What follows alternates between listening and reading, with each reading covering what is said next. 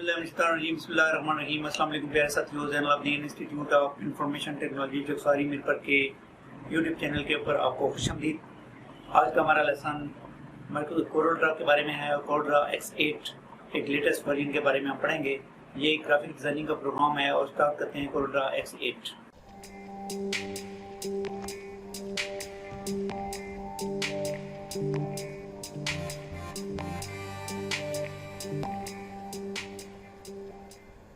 पर आज हम मेन्यूज़ में टूल मेन्यू के बारे में डिस्कस करेंगे। टूल मेन्यू, टूल का बेसिकली मकसद यही होता है कि जितना भी कोरल के अंदर हमने ये चीज़ें, ये टूल यूज़ किए, ये मेन्यूज़ यूज़ किए, ये स्टैंडर्ड बार की चीज़ें ऑप्शन यूज़ किए, ये सारे ऑप्शन यूज़ किए, जितने ऑप्शन हमने यूज़ किए वो सारे यहाँ से सेटिंग होती है। इसके अंदर चलते हैं। यहाँ पे ऑप्शन है, तो ऑप्शन के ऊपर जब आप क्लिक करेंगे तो यहाँ पे ये तीन ऑप्शन आ जाएंगे, वर्क स्पेस, डॉक्यूमेंट और ग्लोबल। ठीक है, तो वर्क स्पेस क्या होता है? वर्क स्पेस का शुरू में भी हमने डिस्कस किया था। अपीयरेंस, इसको छेड़ने की ज़रूरत नहीं होती है, बाय डिफ़ॉल्ट रहें तो ज़्यादा बेहतर है। पर ये होता है कि अगर आप ये चाहते हैं कि आपका जो ये इसका बॉर्डर है, इसका प्रोग्राम का ये चेंज हो तो इसका कलर चेंज हो जाएगा।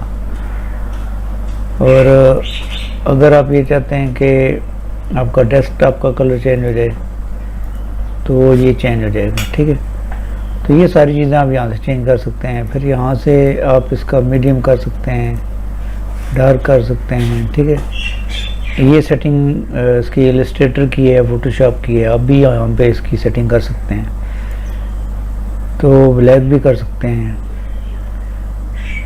तो ये सारी सेटिंग अपीयरेंस में आप कर सकते हैं, लेकिन फ़िलहाल हम इसको नहीं करेंगे। जो बाई डिफ़ॉल्ट है वही रखनी है। बाई डिफ़ॉल्ट में जो एक पहचान होती है इसकी। जर्नल में भी कोई ख़ास सेटिंग नहीं करने वाली है। टैबलेट मोड, इसको रहने दें, टैबलेट मोड करने की ज़रूरत नहीं है। डिस्प्ले, टैबलेट मोड का मतलब ये होता है कि अगर आपके पास टैबलेट है तो आप इसको यहाँ पे टैबलेट मोड में कर लेंगे। ठीक है, यहाँ पे टच और डिफ़ॉल्ट वगैरह।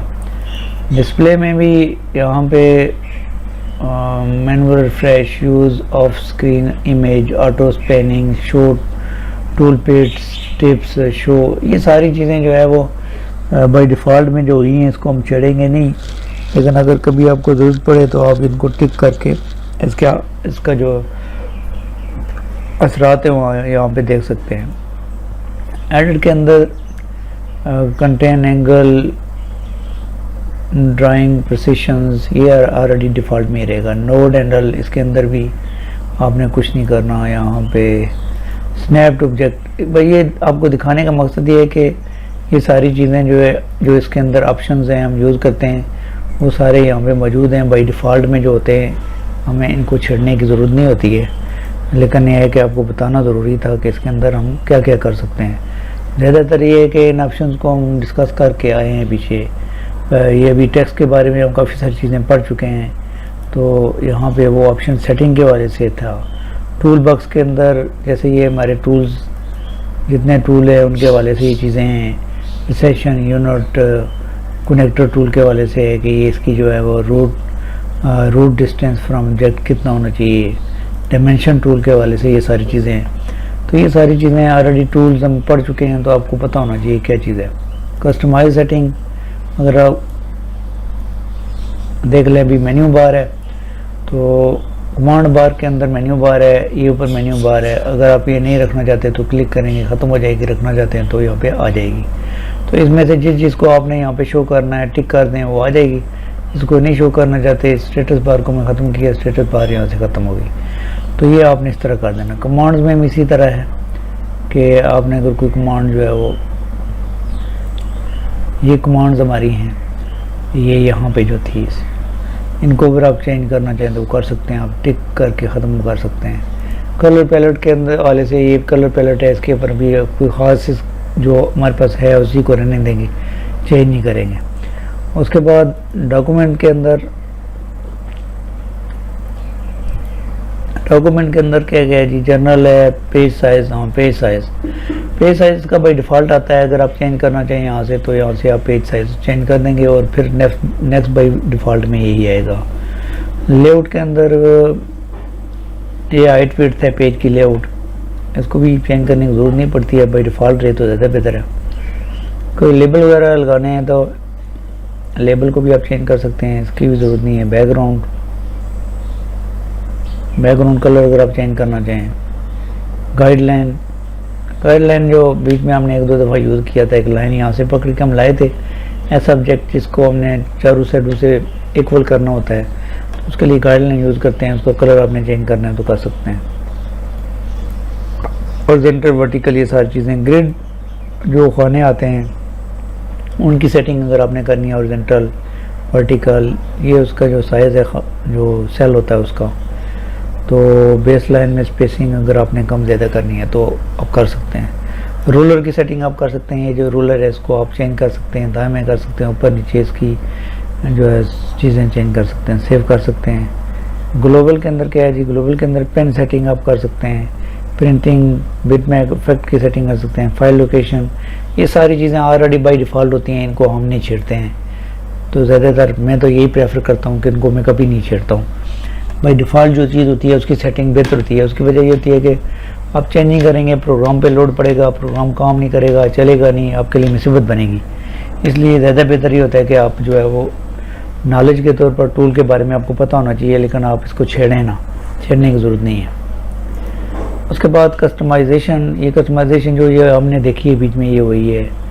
उसके बाद सेव सेटिंग एज डिफ़ॉल्ट, हाँ जो मैं अभी बता रहा था, बाद अब आप ऐसा करते हैं कि बहुत सारी चेंजिंग इसके अंदर प्रोग्राम के अंदर कर देते हैं, और जब आप चेंजिंग कर देते हैं तो आपका प्रोग्राम काफ़ी हैवी हो जाता है और वो रन नहीं होता और सही तरीके से काम नहीं करता है। तो फिर आपको ये करना चाहिए कि आप उसको सेव एज डिफ़ॉल्ट कर दें, ताकि जो है वो उसकी जो है जब डिफ़ॉल्ट सेटिंग में आ जाएगा। डिफ़ॉल्ट सेटिंग क्या होती है, जब आप प्रोग्राम इंस्टॉल करते हैं तो कंपनी उसकी सेटिंग करके रखती है, वो डिफ़ॉल्ट सेटिंग होती है हर एक चीज़ की, तो उसमें आ जाएगा, फिर प्रोग्राम आपका काम करना शुरू कर देगा, लोड नहीं होगा।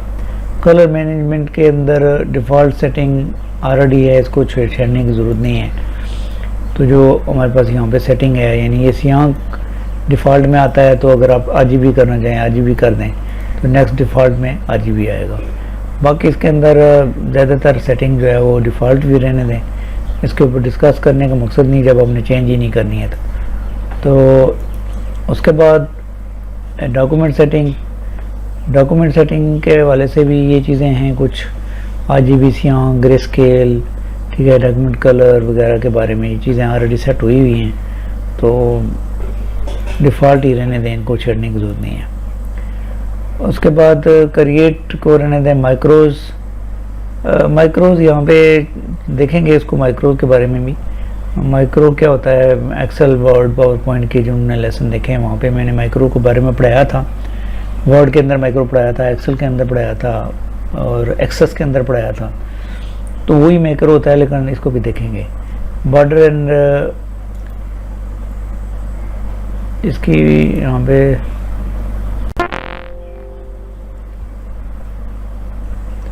ये बॉर्डर जो है ये होता है इसके अंदर, जब हम यूज़ करते हैं तो इसकी ज़रूरत पड़ती है, पर इसको हम फ़िलहाल यूज़ नहीं करेंगे, इसकी ज़रूरत नहीं है हमें। ये ऑप्शन थे इसके टूल के बारे में। इसके अंदर माइक्रो के बारे में भी आगे हम पढ़ेंगे। विंडो के अंदर काफ़ी सारे ऑप्शन हैं, ये भी देखेंगे। तो मुझे उम्मीद है कि टूल के जो ऑप्शन हैं आपको समझ आए होंगे। अगर आपको आज की हमारी वीडियो अच्छी लगी तो हमारे चैनल को सब्सक्राइब करें, लाइक करें, शेयर करें अपने दोस्तों के साथ, और बेल आइकन पे लाजमी क्लिक करें ताकि हर आने वाली नई वीडियो की नोटिफिकेशन आपको मिलते रहे। आगे ट्यूटोरियल में इतने ही, मिलते हैं नेक्स्ट ट्यूटोरियल में, तब तक के लिए इजाज़त दीजिए। अल्लाह ताला आपका हमेशा नसर हो। अल्लाह हाफ़िज़।